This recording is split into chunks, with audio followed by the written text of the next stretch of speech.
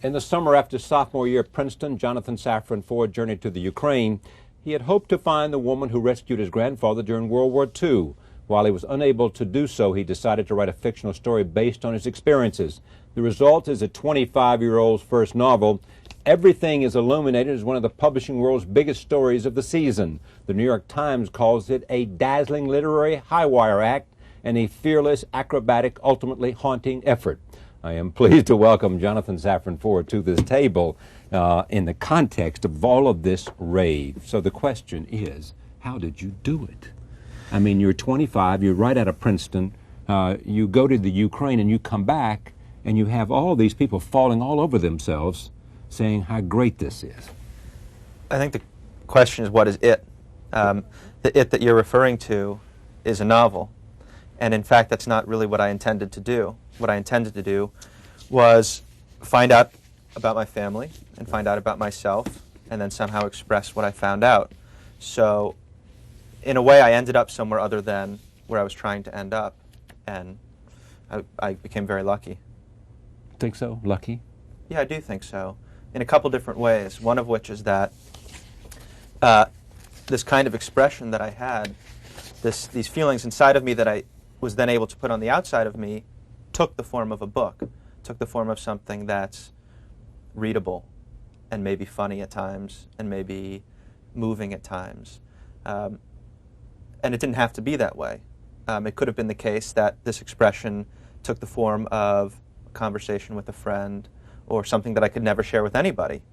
So you had something to say, and rather than expressing it in a conversation with a friend, you put it in a book. Yeah. But still, that says something about the quality of what you had to say, or the passion, or something about what you have to say. Lots of people write books and then they realize they've got nothing to say. Yeah, it's true. I'm never sure what it is. I never thought that I had anything to say. It's not as if I felt sometimes like I was imagine I was a stereo system. It's not that there was a particular song that I wanted to play. It's that I wanted to test the speakers and have volume coming out of them. Yeah. So in my effort to make the book, I never thought of it as a story that I had to tell. I thought of it more as an activity that I had to do. You know, like a beaver, they say beavers cut down trees to make dams for two different reasons, one of which is to dam up the water. Yeah. And the other reason is, if they don't, their teeth will grow into their own mouths, and they will literally die of this. Yes. And so while part of it might have been to create a novel, the other part was I just had to get it out. Tell me how it began. It's a good question. The most explicit, the most straightforward explanation, and probably the most honest explanation, is that it began with a trip that I made in the summer after my sophomore year at college to the Ukraine. I went for 3 days, and I was looking for a woman whom I've been told had saved my grandfather during the war. I went for 3 days, and I found absolutely nothing. I didn't find the woman. I wasn't even close to finding the woman. And I didn't even find the kind of absence that I was anticipating. It wasn't an evocative absence. It wasn't a moving experience. It was just nothing. And then I spent the following 10 weeks in Prague. And in those 10 weeks, I wrote a draft of this book, which I then edited for several years. But the creative thrust all happened in a very short period of time. In 10 days in Prague. 10 weeks in Prague. 10 weeks in Prague, I mean, yeah. 10 days, and then I would be in great shape. What happened? I mean, I'm not sure how much ground there is to plow a hill, but I mean, there is something that went on that led to this. I mean, it is the core of this. Whatever happened in 10 weeks in Prague. Yeah, it's the biggest question of my life. The biggest two questions are what happened and how can I make it happen again. I don't know that I can answer what happened. All I know is that I felt like in those 10 weeks I was more honest with myself than I've ever been before. In part because, as I said, I wasn't trying to do anything. I wasn't trying to write a novel. I wasn't trying to look smart. I wasn't even trying to be funny. I was just trying to pursue these things that I felt and trying to make myself vulnerable and just expose everything in front of me that had been kept inside of me.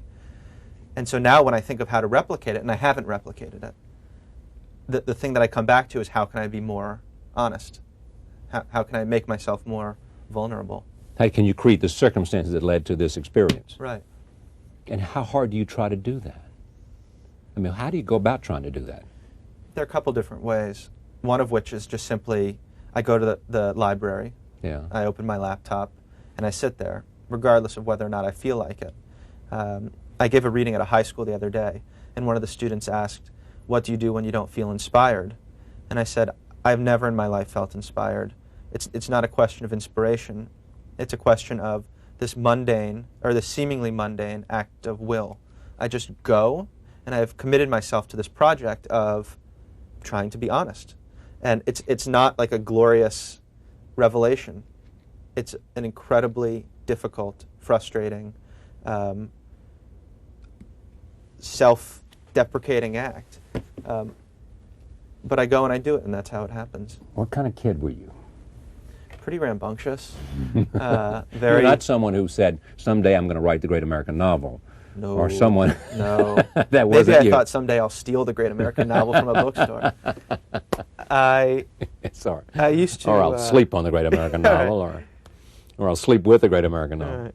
Yeah. A You great used- American novelist. I would. I was very flamboyant, and I would wear these crazy outfits with. Yeah. My mother just sent me a picture the other day.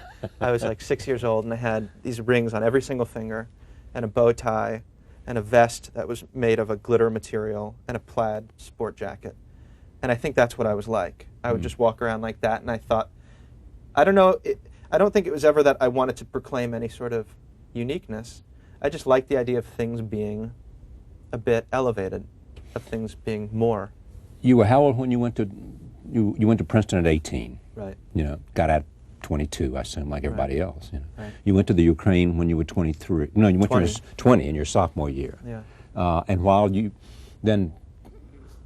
in Prague for 10 weeks, this happens.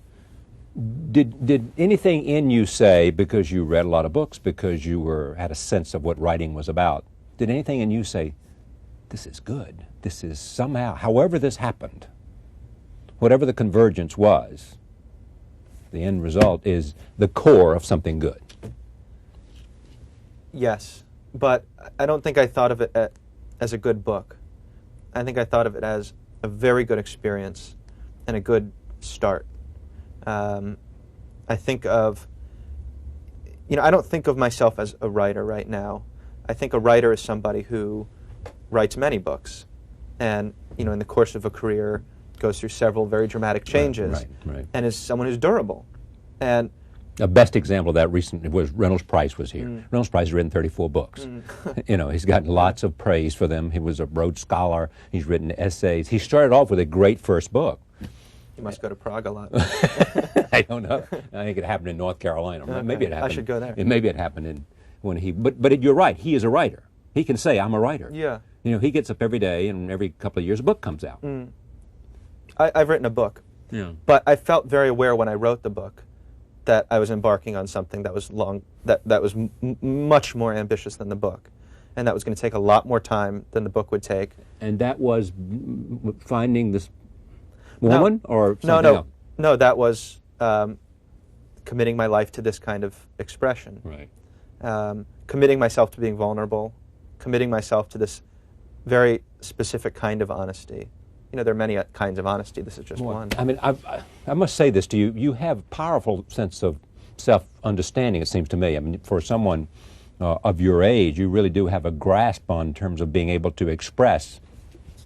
Obviously that's true because of this, and it's reflected in this, it's reflected in a conversation. Can you tell me a little more about what happened in Prague that was so powerful? It was kind of like a love affair, and I think it might be as hard to describe as would be a love affair. It was really amazing. I felt more alive than I've ever felt before, and probably ever felt since. I felt that things were more important than they had ever been before. I was thinking all of the time, and I don't mean thinking deep thoughts. I mean thinking, hey, this is neat the way that the road is sort of slanted toward the middle, or isn't it kind of neat how the trolleys work here? Everything felt significant, and I think that my version of how I think about art is not, again, it has nothing to do with inspiration or muses. It's finding significance in mundane things and celebrating that. And I think that's what happened. Why two voices? Why two voices? So the book is split between this history of the village and a contemporary search to find the village. And I felt that I needed to approach one story. I felt that it wasn't really one story I was telling. I was telling perspectives. I was giving perspectives on one story. In fact, there's no definitive version told in this book. It's kind of the sad deflation of the title. Everything is illuminated. Nothing is really illuminated at the end of the book, except that everybody sees things in different ways. And I think every character in the book is writing a version of something, is telling a story about something. And most explicitly, there are these two huge braids that move together through the book, telling the story of what happens. And a large part of it is just that we don't know. There are two different ways that you can describe everyday activities, one of which is like very simple, straightforward physically, like I move this glass across this table and water is being transported in this cylindrical container, and that's what happened. But another way to describe things is, this is how it feels when I move this glass across the table. It's kind of cold on my hands, and I'm watching the water vibrate in it, and it reminds me of when I went to the beach when I was a kid with my parents. And this book appeals to the second version of storytelling. And what's interesting about the second version is it's not definitive, because as I moved it across, and if I were to ask you, what was your experience of that? You would not say the water reminded you of the beach when I was a kid. You would have your own take on it. Yeah. And that's so it is what does it resonate with in your own memory? Yeah. And so I had these two voices because the story I wanted to tell was the story of retellings rather than any sort of reference story. Why the title? Why the title? A couple of reasons. One is there's a scene in the book that it explicitly refers to in which this kind of pseudo-scientific theory is put forth, in which all of it says that when people make love, you can see it from space as a tiny little spark of light. And on Valentine's Day, you can see New York City from space. And on St. Patrick's Day, you can see Dublin. And for the 8 nights of Hanukkah, you can see Jerusalem. And I'm describing this one particular day in the history of the village. And it's the only day all year when you can see the village from space. It's this great celebration, and everybody is proclaiming their existence with this love. So explicitly it's that, but also, the word illuminated is a kind of complicated word. It has to do with revelation and with uncovering and with things that were once obscure becoming clear. And in a way, the book traces that arc from obscurity to clarity, although it turns out the clarity is not what we thought it was going to be. The dedication is simply and impossibly for my family. Simply and impossibly, meaning? Meaning two things. One is it's the most easy thing in the world to give. It's the most fundamental thing about me. This is the equivalent of it's the artistic equivalent of having a map of my genetic code. And there's nothing more primary about me than this book. Impossibly, because you can't give anybody everything. And in a way, the act of writing it was beautiful and terribly frustrating, because I realized that only through words and through storytelling can I approach it, this thing that I want to express. And I also realized that I will never get there.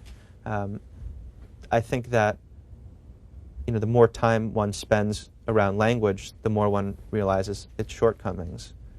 And also, simply and impossibly, I wanted to give it to people who aren't alive.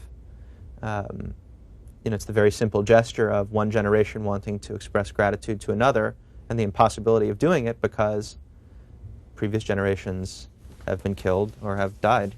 of natural causes. If I go outside this room and I give this book to someone, what will they know about, and they go read it, what will they know about you? That's a great question. What will they think they know about me? I think they will think that I've asked this of people, actually, people that I don't know very well, because I'm curious. It's really an interesting question. And people have said, I would think you're funny. People have said, I would think you're probably some sort of sexual pervert. They're not necessarily right on either account. And I think... Partially right? Partially funny? Partially funny, anyway. And I think, I would hope, above all things, they would say, this is somebody who feels things deeply and who's making an effort to communicate that. And maybe above all things, they would say, I think the person who wrote this is sort of like me. Yeah, see, that's it. That's it. I think. If that's why people will respond to it, because somehow it touches something that is within them. They think that he's telling my story, or he is in part. I think he's giving expression to feelings that I have neither the command of language or the skill to do. The deepest human interaction is recognizing something about yourself and someone else. Exactly. I was doing a radio interview the other day, and it was call-in, and the person said, I just want to thank you for this book. You told my story. You expressed these things that I had been unable to express. I have, a closet of family secrets that is never opened, and now I feel more prepared to open it. I said, thank you so much. I couldn't have wanted anything more from the book. And he said, being a 35-year-old black guy in Philadelphia, and I thought, oh my God. It was a revelation to me, because one assumes that recognizability is easier when the circumstances are more similar. Right. But in fact, I think there's something much deeper going on, something much more human and less circumstantial. And that happened with this person. And that single call justified every effort I ever made to write this book. To write this book. That some one person out there of dissimilar demographics found the common chord. And then I recognized him. It's not a one-way You thing. did? Yeah. What did you recognize? I'm not sure it's something I can describe so easily, except that I felt a connection that wasn't there before I had spoken to him. The world, after that phone call, was a smaller place than it was before the phone call. And this is what art can aspire to. I don't have anything great to say about how to solve the problems in the Middle East. I don't have anything great to say about fixing the welfare system.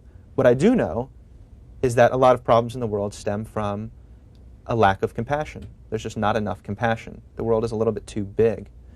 And in that phone call, there was a moment of compassion that was enabled by the book. The book became a table like this one over which this person and I could talk. And that's the most that I can ever hope to do. And that he would recognize that, and that I would then feel a kind of reciprocal closeness is wonderful. In the end, did you simply, I'd say frequently to people, the most important story you can ever tell is your story. It's obvious and basic and fundamental, but that's what you've done. And somebody finds in your story his story or her story. What's the gender difference in reaction? I don't know. I really don't know. I know that in terms of people who have approached me, it's more women. And I don't know. I think that women tend to be more open with expressing themselves, and more open to a more risky kind of communication. In the opening page, I think it is, that Alex refers to Jonathan Safran Foer as the hero of the story. What's that about? Well, there's this dual movement where Jonathan begins as the hero and ends up as a kind of fool. And Alex begins as the fool and ends up as a kind of hero. And I think it draws attention to something we were talking about earlier, which is that there are these different versions going on. We think that we are reading Jonathan's book in the beginning. We think that the journey we're being taken on is Jonathan's. And at the end, we are not so sure of that. It sure seems like it's Alex's book and it's Alex's journey. So none of the positions in the book, father, son, hero, fool, Jew, Gentile, nothing is fixed. And I don't know that there are any characters who end with the same title they begin with. You know, Alex's first line is, "My legal name is Alexander Perchov." And then he gives an archive of the various other names he has. My father calls me this, my mother calls me this, my girlfriend calls me this, my little brother calls me this. And it's making explicit what's going to happen, which is we have to start picking names. And, you know, asserting ourselves. And so it starts out as a kind of joke. Jonathan is the hero. We know it's a joke. But then the bottom falls out of it. And at the end, we're left to ask, well, who are these people? Everything is Illuminated, Jonathan Safran Foer. Just to give you some sense of what people are saying about this, Janet Maslin said, as we noted, a dazzling literary high-wire act, a brilliant. The payoff is extraordinary, fearless, acrobatic, ultimately haunting effort. Time Magazine are certified wonderkind at 25. I shouldn't read this to you, should I? A funny, moving, deeply felt novel about the dangers of confronting the past and the redemption that comes with laughing at even when that seems all but impossible. In Esquire, one of the most impressive first novels in a long time, this book is, as its name implies, brilliant. Francine Prose, in the New York Times Book Review, not since Anthony Burgess's A Clockwork Orange has the English language been simultaneously mauled and energized with such brilliance and such brio. And Adam Begley in the New York Observer, it's wonderful to think that the very young Jonathan Safran Foer can be writing so well and with such lofty aspiration. It will be wonderful if he writes many more books, and so it will. Thank you very much. Thank you very much. Pleasure.